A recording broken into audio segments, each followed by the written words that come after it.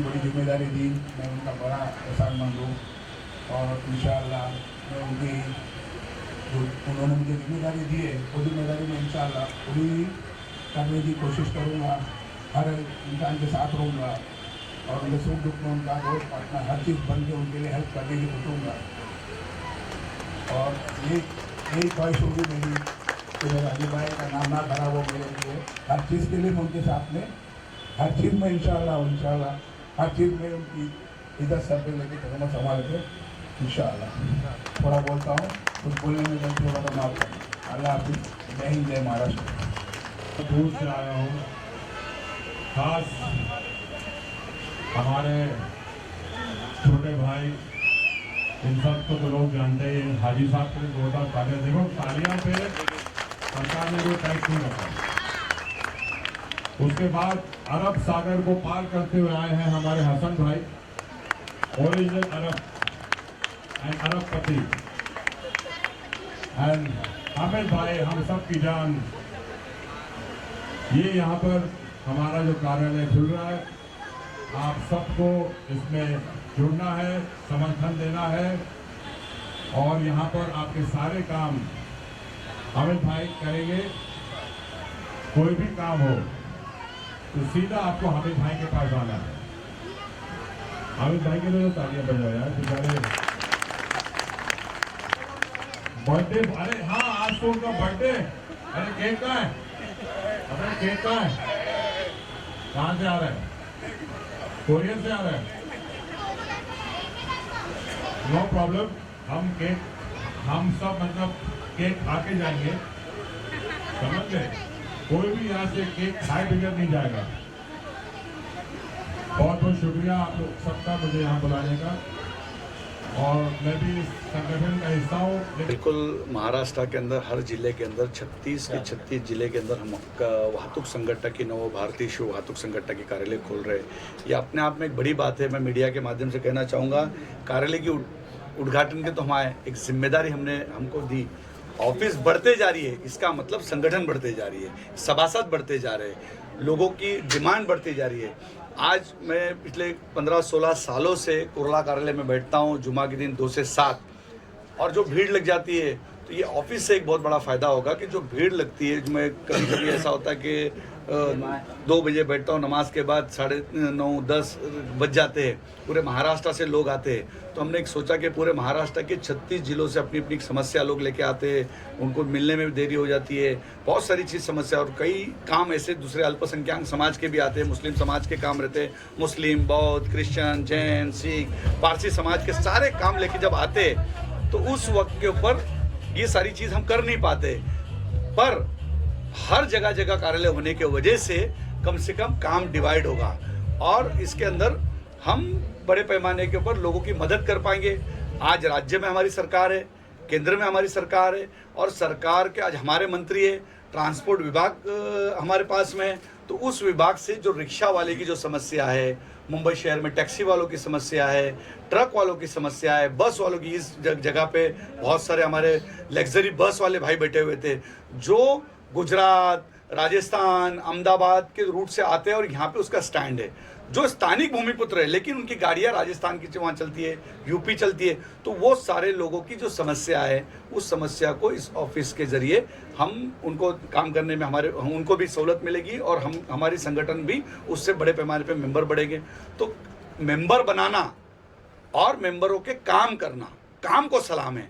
तो ये कार्यालय से मैं हमीद मलबार जी को कहूँगा, जो कोई भी छोटी छोटी समस्या है वो हम तक लाके पहुँचाए, पार्टी तक पहुँचाए, और पार्टी उस समस्या को सॉल्व करने के लिए कोशिश करेगी। एक सबसे बड़ी समस्या यहाँ पे थी, जो हमने नितिन गडकरी जी को, आशीष शेलार जी को कहकर, महाराष्ट्र के उप मुख्यमंत्री देवेंद्र जी को कहकर कि अदर स्टेट्स की जो गाड़ियाँ आती थी उसको महाराष्ट्र के अंदर इसके पहले वाली सरकार रोकने के काम करती थी। उसमें आधी रात में बच्चे हो, सीनियर सिटीजन होने दो, कोई भी होने दो, उसको उतार देती थी और कहती थी 36 सीटर नहीं है। और ये बहुत बड़ी समस्या यहाँ थी कि 30 सीटर का ही महाराष्ट्र का परमिशन है, 36 सीटर अलाउड नहीं करेंगे। तुरंत हमने ये बात जाके जब हमने नितिन गडकरी जी को, ट्रांसपोर्ट मिनिस्टर जी को केंद्र के जाके बताया, उन्होंने GR पास किया और जिस स्टेट ने अगर गुजरात, राजस्थान, यूपी, बिहार, झारखंड ने अगर उनको मान्यता दी है तो महाराष्ट्र ने भी उनका रिस्पेक्ट करना चाहिए और महाराष्ट्र के अंदर वो गाड़ी आने से कोई रोकना नहीं चाहिए। एक बहुत बड़ा काम हुआ आज बड़े पैमाने पे, जो मुझे बाहर बस वाले मिले और उन्होंने शुक्रिया अदा किया, यही अपने आप में एक बड़ी बात है। तो उस तरीके से मुंबई के रिक्शा चालकों की समस्या है। आज कोरोना काल के बाद कोई रिक्शा चालक की बहुत सारी समस्या आके खड़ी हो गई। आज बैंकों के कर्जे उनके बढ़ गए, कोई देखने वाला नहीं है। पतपीढ़ी बैंक के जो वहाँ पे जो तकलीफें बढ़ गई है, प्राइवेट बैंकों से उन्होंने लिया हुआ है। प्राइवेट बैंकों के लोगों ने तो इस तरीके की हद पार कर दी कि गुंडे घर में घुसने लग गए। गुंडे घर जाके उनके फैमिली को सताना शुरू करे, दादागिरी करना शुरू कर दिए कि अगर हफ्ता नहीं भरेंगे तो हम ये करेंगे। इस तरीके की जब दादागिरी की जब बात आई तो संगठन के माध्यम से हमने आंदोलन पुकारा और हमने कहा कि अगर इस तरीके के हमारे रिक्शा चालक और टैक्सी चालक के साथ अगर उनके परिवार वालों को अगर कभी हैरेसमेंट किया जाएगा, दादागिरी की जाएगी, तो इसके लिए हम रास्ते पे उग्र आंदोलन करेंगे। और हमने महाराष्ट्र के मुख्यमंत्री जी को जाके बताया, हमने मुंबई पुलिस कमिश्नर जी को बताया। उसके बाद कहीं ना कहीं वो गुंडागिरी बंद हुई। तो अपने आप में एक बड़ी बात है, संगठन के जो जो काम जैसे जैसे हालात में आएंगे, इस कार्यालय के जरिए हम बिल्कुल सभासदों के, महाराष्ट्र के जितने भी रिक्शा चालक, ट्रांसपोर्टर, सारे लोगों की समस्या को हल करने के अंदर इस ऑफिस से बहुत बड़ा फायदा होगा। जुमा के दिन तो मैं बैठता हूँ, उसके बाद हम आशीष शेलार जी के कार्यालय के अंदर जाके बात करते हैं, हम देवेंद्र फडणवीस जी के पास उनके कार्यालय में हम जाके हमारी सारी बातें रखते हैं, महाराष्ट्र के मुख्यमंत्री एकनाथ शिंदे जी के पास हमारी बातें रखते हैं और हमें कामयाबी मिलती है। आज महाराष्ट्र भर से बहुत बड़े पैमाने पे लोग जुड़ रहे हैं। अगर फायदा होगा तो लोग जुड़ेंगे। अब फायदा होगा, ठिकाना चाहिए, अब ठिकाना चाहिए, इसीलिए ये कार्यालय का वो है। इस कार्यालय के माध्यम से हमने जो गरीब, एक झुग्गी झोपड़ी में रहने वाला जो लेबर है, हेल्पर है, रिक्शा चालक है, टैक्सी चालक है, जिसको कई योजना के बारे में पता ही नहीं, केंद्र सरकार की कई योजना है, उस योजना का भी मालूमात इस कार्यालय से दिया जाएगा ताकि वो योजना का लाभ उसको मिले। कई ऐसे जो लोग हैं, जो हमारे प्राइम मिनिस्टर नरेंद्र मोदी जी ने ऐसी कई योजना रिक्शा चालकों के लिए निकाली है, टैक्सी चालकों के लिए निकाली है, एक छोटे ठेले वालों के लिए निकालिए, वो योजना उन तक पहुंचती नहीं। अब पास ही में बड़े पैमाने के ऊपर काम करने के लिए लोग जाते, फिल्म सिटी बाजू में, लेकिन उनको सहूलत नहीं है। वो सहूलत नहीं है, सहूलत नहीं होने के बाद उनका कोई पूछने वाला नहीं है। आज ई श्रम कार्ड की योजना इतनी बड़ी योजना है, लेकिन लोगों तक उसको पता नहीं। इस कार्यालय से ई श्रम कार्ड का योजना का लोगों को लाभ मिलेगा, जिसके वजह से जैसी ई श्रम कार्ड लोगों ने लिया वैसी 1 लाख का इंश्योरेंस को मिलेगा। वो बंदा अगर कभी उसकी घर में माँ बीमार हो गई या उसकी घर में बिटिया की शादी है या एजुकेशन चाहिए, तो कम से कम ई श्रम कार्ड के वजह से उसको 25,000 तक के बैंक लोन देगी। 60 साल के बाद उसी श्रमिक को 3,000 से 5,000 की पेंशन मिलेगी।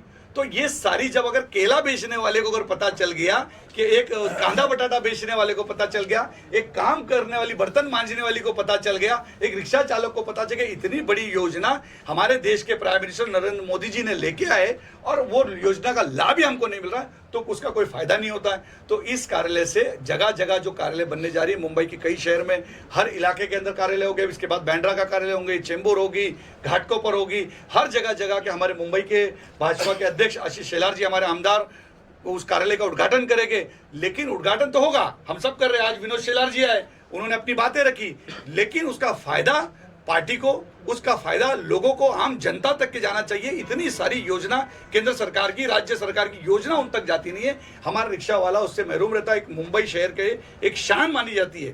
टूरिस्ट जब मुंबई में उतरता है, कोई पर्यटक उतरता है, तो सबसे पहला अगर मुलाकात करता है तो रिक्शा और टैक्सी वाले से मुलाकात करता है। हम इस कार्यालय से उनको पर्सनालिटी डेवलपमेंट का काम करेंगे। मुंबई का एक चेहरा है, उसके अंदर एक हमारी ईशा कोपीकर कार्याध्यक्ष है वाहतुक संगठन के ऊपर, वो महिला सुरक्षा के ऊपर काम करती है।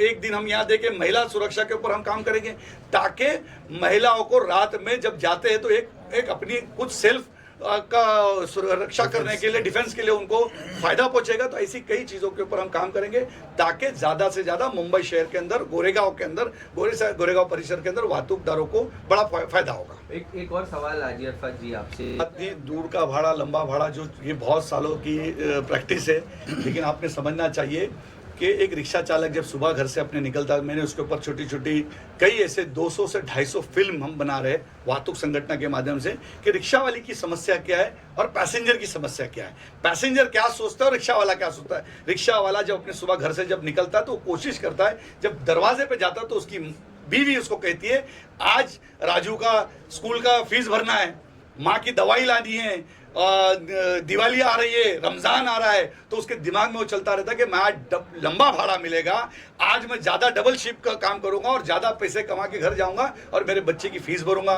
रमजान आ रहा है, रमजान की खरीदारी करूंगा, दिवाली आ रही है, दिवाली की खरीदारी करूंगा, माँ की दवाइयाँ करूंगा। तो ये सारी उसकी सोच रहती है, इसलिए वो कोशिश करता है कि मुझे लंबा भाड़ा मिल जाए।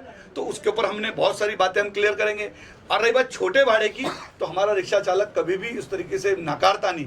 हम लोग कभी कभी इस तरफ जाते, जैसे कि मैं एग्जांपल दूं, हम जा रहे हैं इस दिशा के अंदर, लेकिन हम जाना है बांद्रा की दिशा, हम क्या करते हैं यहीं खड़े रह के कहते हैं कि चल बांद्रा, तो ऐसा तो हो ही नहीं सकता। बस पकड़ने के लिए हम बराबर रोड क्रॉस करके बस की तरफ दिशा में जाते, लेकिन रिक्शा और टैक्सी के लिए हम लोग नहीं जाते।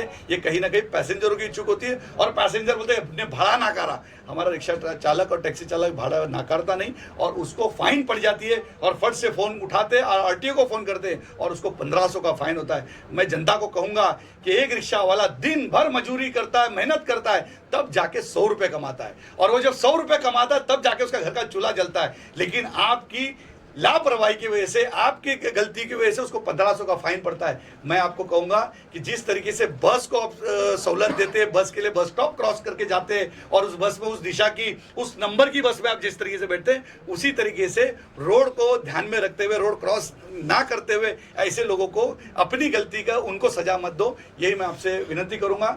और मुझे लगता है कि मुंबई के अंदर हम एक अद्भुत तरीके से कुछ ही दिनों में भारतीय जनता पार्टी के नेतृत्व में वाहतुक संगठन का रिक्शा चालक, टैक्सी चालक एक अलग रूप में नजर आएगा। उसके लिए पर्सनालिटी डेवलपमेंट का हमने मुंबई एयरपोर्ट से हमने शुरुआत की। आशीष शेलार जी ने हमने पहली पहल की कि मुंबई एयरपोर्ट के ऊपर जब कोई उसके बाद उतरेगा तो रिक्शा चालक को और टैक्सी चालक को देखने के बाद वाह कहेगा। इस तरीके से हमने शुरुआत की। कार्यालय तो बहुत बढ़िया है, जिस तरीके से इसका उद्घाटन होगा ये भी बहुत बढ़िया है।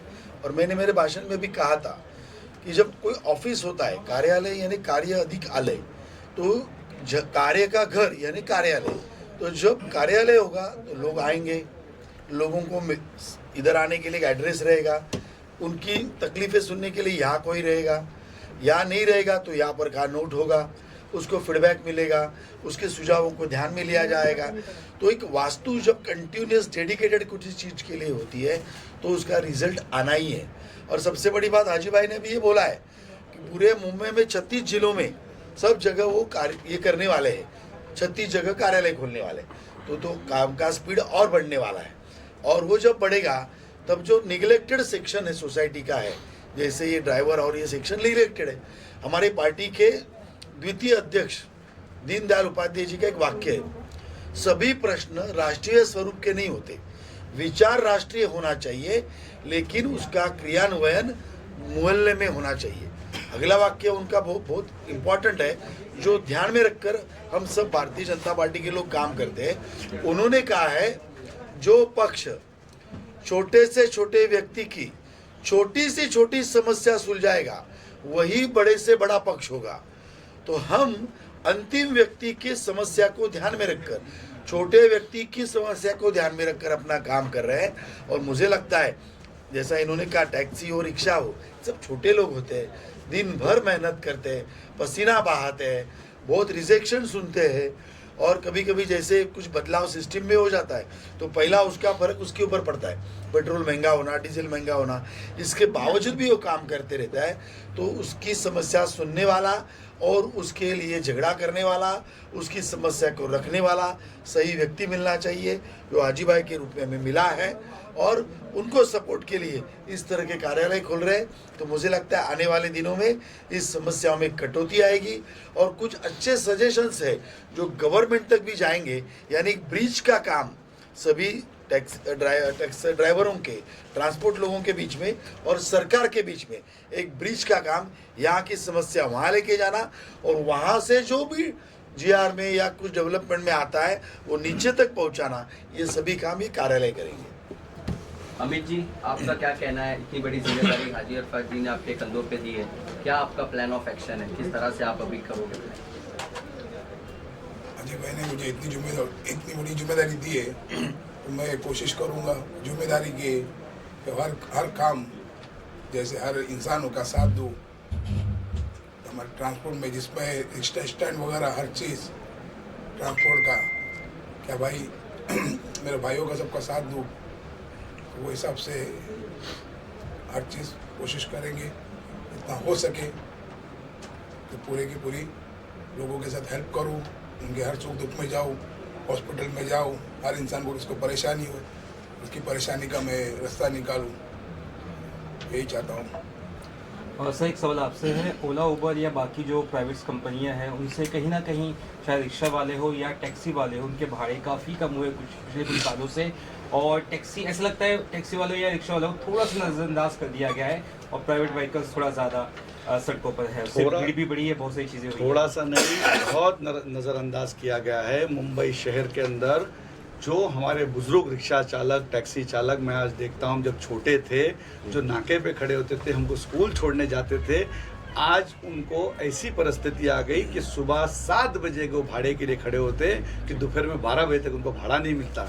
उसके वजह से उनका घर परिवार पूरा डिस्टर्ब है। आज वो भाड़ा नहीं भर पा रहे, लाइट बिल नहीं भर पा रहे, बच्चों के लिए कुछ अच्छी चीज़ खिलौने लेके जा नहीं सकते। जो हमने उनको देखा जवानी के अंदर, आज वो बूढ़े हो गए लेकिन आज वो उनके घर का किराया नहीं भर पाते। तो ये अपने आप में एक बहुत बुरी बात है, जिसके लिए हमने महाराष्ट्र के मुख्यमंत्री जी को एक पत्र लिखा है कि जी प्राइवेट होना ही चाहिए, अच्छी चीज़ होनी चाहिए, लेकिन अगर हमने उनको लाइसेंस दिया, परमिट दिया, आज मुंबई को जानते हैं, मुंबई को पहचानते हैं, जिन्होंने मुंबई को सींचा और जिन्होंने मुंबई को एक जान देने का काम किया, और एक रात में अगर कोई देखे, कोई रास्ते पे मिले या ना मिले, लेकिन हमारा रिक्शा और टैक्सी वाला मिलता है। सबसे बड़ी बात मैं बताता हूँ, कोरोना काल के अंदर होने दो या आम दिनों पे भी होने दो, कहीं कोई प्रेग्नेंट लेडी होने दो या अटैक होने दो, हमारे रिक्शा चालक कभी ये नहीं सोचता हाथ दिखाए हॉस्पिटल चल, एम्बुलेंस की परवाह नहीं करते, लोग रिक्शा में और टैक्सी में उसको ले जाते और वो उनको मदद देने का काम करता है। क्यों ओला और उबेर नहीं आते? क्यों ओला और उबेर नहीं रुकते? क्यों प्राइवेट गाड़ी वाले नहीं? लेकिन हमारा रिक्शा वाला रुकता है, हमारा टैक्सी वाला रुकता है। लेकिन फिर भी सरकार की तरफ से इतने साल उनको दुर्लक्ष्य किया गया। हमने महाराष्ट्र के मुख्यमंत्री जी, महाराष्ट्र के उप मुख्यमंत्री जी और खास तौर पर आशीष शेलार जी से कहा, क्योंकि आशीष शेलार जी इस वाहतुक संगठन के प्रभारी है, वाहतुक संगठन में सलाहकार है, और उस वजह से हमने उनके पास सारी बातें रखी। आने वाले अधिवेशन के अंदर इसकी लक्ष्य विधि लगाई जाएगी और रिक्शा चालक और टैक्सी चालक को न्याय देने का काम किया जाएगा, ताकि ये जो प्राइवेट गाड़ी आ रही है आने दो, हमको कोई उससे ऐतराज नहीं, लेकिन हमारा धंधा अगर कोई खाएगा तो हम वो धंधा किसी को खाने देंगे नहीं। अगर हमारे बच्चों का कोई हक ले जाएगा, वो हक लेके जाने देंगे नहीं। हम आज बताओ, सबर की इंतहा हो गई, हमारा रिक्शा चालक टैक्सी चालक आंदोलन नहीं करता है, लेकिन उसके सामने वो नाके पे खड़ा है, एक आता है ऑनलाइन सिस्टम में गाड़ी लाता है और उसके सामने से भाड़ा लेके चला जाता है, लेकिन वो बेचारा रोते खड़ा रहता है, लेकिन उसके आंसू कोई देखने वाला नहीं। ये जरूर भारतीय जनता पार्टी का आमदार, भारतीय जनता पार्टी की सरकार में, महाराष्ट्र में शिवसेना भाजपा की सरकार के अंदर हम महाराष्ट्र के भूमिपुत्रों को, रिक्शा चालकों को, टैक्सी चालकों को न्याय देने का इस अधिवेशन के अंदर हम बिल्कुल इस मुद्दे को लेकर आगे बढ़ेंगे और उनको न्याय दिलाने का काम करेंगे। और क्या रिक्शा टैक्सी का जो रेट है, क्या उस पर भी आपने काफी पहले आपने 2 रुपये 5 रुपये आपने बढ़ाने की मांग की थी और पूरी भी हुई थी? क्या आगे इस समय में मुंबईकर को देखना पड़ेगा क्या भाव बढ़ेगा रिक्शा और टैक्सी का? नहीं, बिल्कुल। देखो, भाव बढ़ाना एक कुछ सारी चीज़ें नहीं है, भाव तो हर साल बढ़ते जाएगा, जो उनका हक है। जो हकीम समिति कहती है, खटाव समिति कहती है कितनी उनको 3 रुपया उनका बढ़ना चाहिए, टैक्सी का 5 रुपया बढ़ना चाहिए, उनको कपड़े मिलने चाहिए, उनका CNG का भाव कम होना चाहिए, ये तो सरकार की तरफ से, वो तो उनका हक है। पर सरकार क्या दे रही है उसके हम बात करेंगे कि सरकार ने ज़्यादा से ज़्यादा उनको मदद करना चाहिए। उनके मुस्तकबिल के लिए आज एक रिक्शा चालक के लिए रिक्शामैन कॉलोनी होनी चाहिए, टैक्सीमैन कॉलोनी होनी चाहिए, उनके बच्चों के लिए सुविधा होनी चाहिए। वो सारी चीज़, एक रिक्शा वाले का बेटा रिक्शा वाला नहीं बनना चाहिए। भारतीय जनता पार्टी की सोच ये है कि रिक्शा वाले का बेटा रिक्शा वाला नहीं होना चाहिए, टैक्सी वाले का बेटा टैक्सी वाला नहीं, डॉक्टर बनना चाहिए, वकील बनना चाहिए, इंजीनियर बनना चाहिए, इस देश का मुस्तकबिल बनना चाहिए। इसके लिए भारतीय जनता पार्टी की वाहतुक संगठन, नव भारतीय शिव वाहतुक संगठन, ये हाजी अराफात शेख उन वाहतुकदारों के लिए गांव, जिले, तालुका तक ये देश के किसी भी कोने पे उनकी आवाज़ आएगी, उनकी आवाज़ बनकर महाराष्ट्र में और देश में खड़ा रहेगा और उनको हक दिलाने में अल्लाह मुझे कामयाबी देगा। विनय शेलार जी, आपसे आखिरी सवाल, जाते जाते मुंबईकरों को आप क्या मैसेज देना चाहते हो? किस विषय में लेकिन? नहीं, कोई ऐसी कोई भी विषय में कि जैसे भारतीय जनता पार्टी है जो इतना अच्छा काम कर रही, चाहे माइनॉरिटी हो, चाहे जो भी समाज के लोग हो, सबको एकजुट करके एक प्लेटफॉर्म पे ला करके वातु, चाहे इनकी संगठन हो या और भी दूसरे से एकजुट होने का काम करके आगे बढ़ाने। मैसेज नहीं, हम करके दिखाएंगे। आने वाले दिनों में भारतीय जनता पार्टी का मेयर इस मुंबई में जरूर आएगा, इसके बारे में कोई मन में संदेह नहीं। जिस तरीके से अभी राज्य सरकार एक के ऊपर एक निर्णय ले रही है वो देखकर, और पिछले 2 साल का जो कार्यकाल था जब मुख्यमंत्री जी घर से बाहर नहीं निकलते थे और ये मुख्यमंत्री उप मुख्यमंत्री जी है रात को 3 बजे तक घूमते रहते और काम करते हैं, और जन सामान्य उनके जो जो निर्णय अटके हुए थे, फिर रोड के हो, पानी के हो, अभी एसटीपी प्लांट जैसा विषय है जो इतने सालों में मुंबई का गंदा पानी डायरेक्ट समुद्र में जाता था, आज 7 प्लांट लगाकर 23,000 करोड़ उसके लिए खर्चा कर रहे हैं। मेट्रो की बात है, शायद 2 साल पहले मेट्रो पूरी होती थी लेकिन हमारी सरकार गई। लेकिन आज सोचिए, अंग्रेजों के ज़माने से हमारा एक नॉर्मल ट्रेन है, दिन में 70 लाख लोग रोज इससे आवागमन करते। ये तो देवेंद्र जी ने ये 7 लाइन का कॉन्सेप्ट मेट्रो में लाया, एडिशनल 95 लाख की कैपेसिटी 70 से छोड़कर ये मुंबई के लिए मिली है। ये मेट्रो अगर 1.5-2 साल पहले पूरी होती कितना बड़ा नेटवर्क हमें मिलता। लेकिन चलो, नो प्रॉब्लम, आने वाले 1-2 साल में ये मेट्रो का नेटवर्क पूरा हो जाएगा, लोगों के लिए बहुत बड़ी राहत मिलेगी। ऐसे कई काम आने वाले दिनों में आप देखोगे जो पूरे हुए नहीं है और सब होते हुए दिखेंगे। और जब मेयर मुंबई का वहाँ बैठेगा तब तो और काम की फुलझड़ियाँ लगेगी, और उसके लिए आप जैसे लोगों को जो सच्चाई का साथ देते हैं, मुंबई के ऊपर प्यार करते हैं, ऐसे सभी पत्रकारों ने भी ये सब अच्छी बातें लोगों तक लेकर जाकर एक अच्छी सरकार मुंबई महानगर पालिका में लाने के लिए हमें मदद करनी चाहिए। Thank you sir.